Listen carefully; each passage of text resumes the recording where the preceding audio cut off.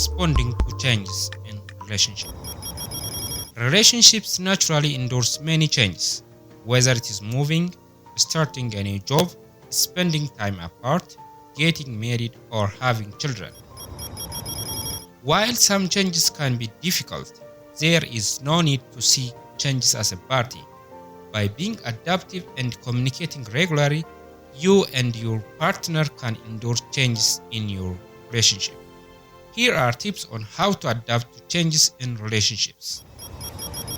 First, change your view on change.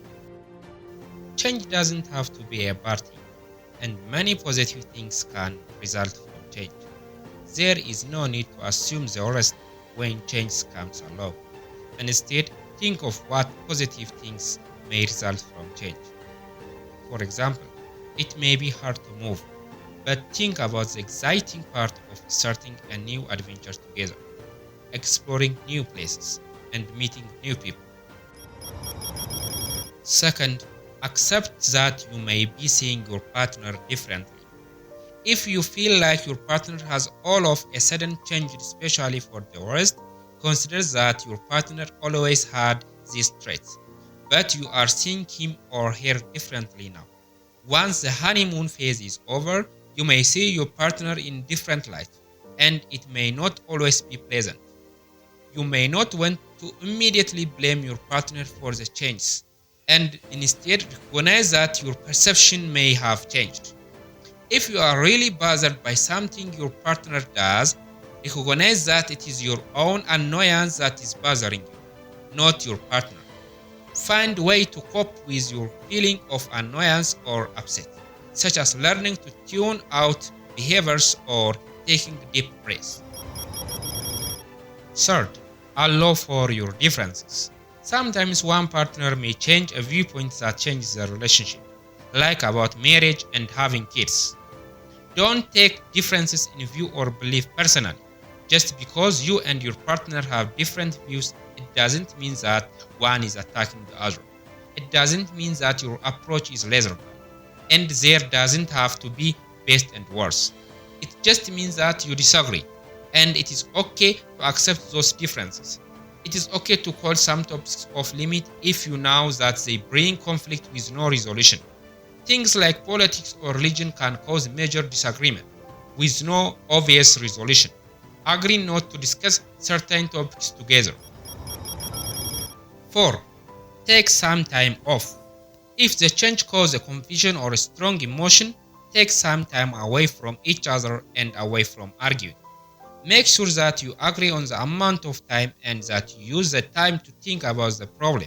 Simply taking time away from each other will not solve the problem. For example, you may just need to take a 15-minute break in a separate room, or you might agree to take a week to think over separately, and then meet to resume the discussion again at the same time and place. Do some digging and ask yourself why this change affects you so much. Is there something the change is triggering? Are there fears or worries? Figure out what is upsetting you or filling you with fear. For example, if you used to agree on having kids and now you disagree, take some time to figure out why your position is so important for you. Where are the fears from? Why is that you feel so strongly? You may want to journal your thoughts and feelings. Fifth, give each other emotional support. Change can be hard on both people in a relationship. Even if you are struggling, reach out and support your partner. Let your partner know that he or she is important to you and that you care about the relationship.